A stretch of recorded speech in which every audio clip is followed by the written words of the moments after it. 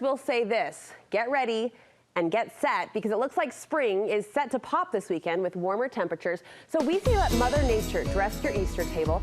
A gathering walk around your yard is all you need, all it takes to set a spring theme indoors. Mallory Oliverson has inspiration on what to look for. It's great to see you. You look so springy and beautiful yourself. You match your table. Yes, that was the goal. Yeah, so. Always the goal, right? Coordination, careful coordination. What was your vision or your goal with this particular tablescape? So I wanted to do something really inspired by nature that is whimsical, magical, and where you can just go out to your yard, grab all of your supplies, and throw them on the Easter table. Because I think we all do that every holiday. We go to Target, get $100 worth of stuff, and then we don't use it the next year. That was the conservative estimate. That was a very conservative estimate, right? So I wanted to do something that you could just grab out of the yard and wasn't going to cost you a ton of money. Well, we often say as designers, as decorators, take inspiration from Mother Nature. No better time to do that than now. Spring, Easter, it just lends itself to this type of decorating. And I love spring in Utah. You have like the blossom branches, the moss, the flowers. There's so much to work with this time of year. Can we start? We're going to dive into your work. Can we start with the centerpiece? Yes. So I used some blossom branches just from the backyard. Okay. Just cut them off the tree. Almost died on the ladder, but it was worth it.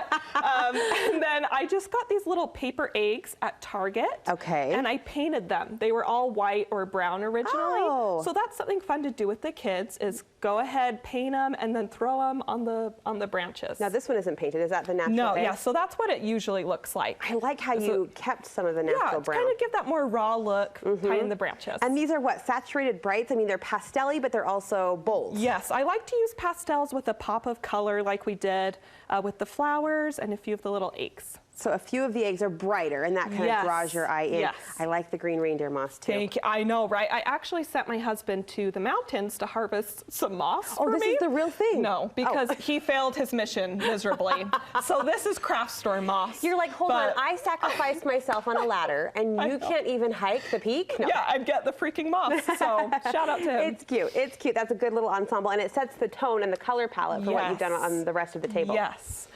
So we'll get started with over here. Yeah. So our first little place setting, I wanted to just use a little pot because we all have those sitting around the garage, right? Yeah. So just grab one of those little pots you have sitting around, throw in a cute little egg.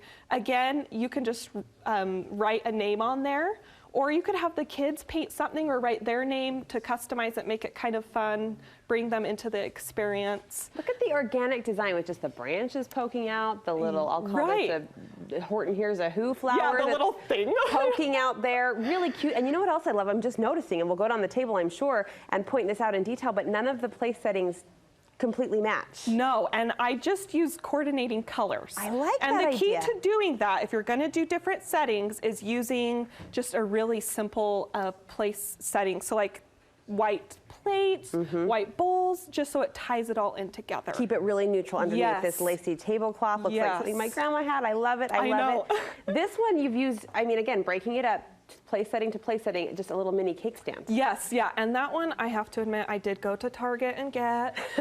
So there is a Target product on this table. Confessions. But let's be real, that's what we all do. So. Isn't it amazing, though, how quickly those dollar spot purchases can add up? Yeah, it's bad. I mean, it's shocking. I know. We won't dwell on that. We'll move forward to happier things. Yes. Like this table setting. So this last one, I also used one of our little eggs here, and then I just added on some little bunny ears with another little name, and then I did a little nest. So I just used from Hobby Lobby those little wreaths they have, and made a little nest out of it. How cute that is. Okay, so really you're foraging outside, you're also just foraging through your party stash. Yes. Like the cake plate, the little bowl, the little urn, the little basket, whatever you can use that is within this color scheme. Right, and then I already had all of the little bunny things on hand from my store Blossom. And so I just wanted to use those, incorporate those. If I could have real bunnies jumping around on the table, I would, but I don't think that's appropriate dinner table etiquette for most people. It's a cute idea, though. So we're gonna go with the fake bunnies for now. They're so cute. You sell these at your store? Yes, These are adorable. Look at the side profile. That's super cute. Yeah, and then we just put some real flowers in them just to make it fun and liven it up a little bit. Okay, now look at this. You've just kind of unpotted, unearthed the flowers and let them go. So I'm actually gonna show you how to do this. I was initially terrified to do this. I thought it wouldn't work. So what you're gonna do is grab one of these little pansies here. Okay. And you'll just take the bottom off, which is that excess dirt. This has been sitting in a pot of water for about 15 minutes. And that makes it easier to work with, right?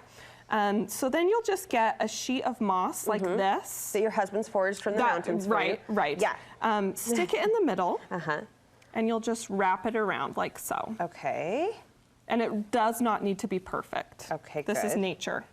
Then you're gonna grab. Kind of messy. Yes, do this outside. I made the mistake of doing it in the basement, and I will never live that down. You're like, my vacuum has not forgiven me You'll since. start at the top of the plant. Okay. And you're just gonna wrap it. And this is just floral wire? Yeah, floral wire. So lightweight. And then that's cool. Literally all you have to do. And if you feel the need, you can fill in the little gaps or pieces of wire with some extra moss and just tuck it in there. Oh, look how pretty. And then you just plop that on the table. Yeah, and it's super, super easy. So no container, no vase needed. No, and then you can just go plant them outside once you're done with them so they don't go to waste. That is a beautiful idea. What a great, it marches down the table and kind of adds that sprinkling of the Mother Nature organic feel that you set out to accomplish. Right.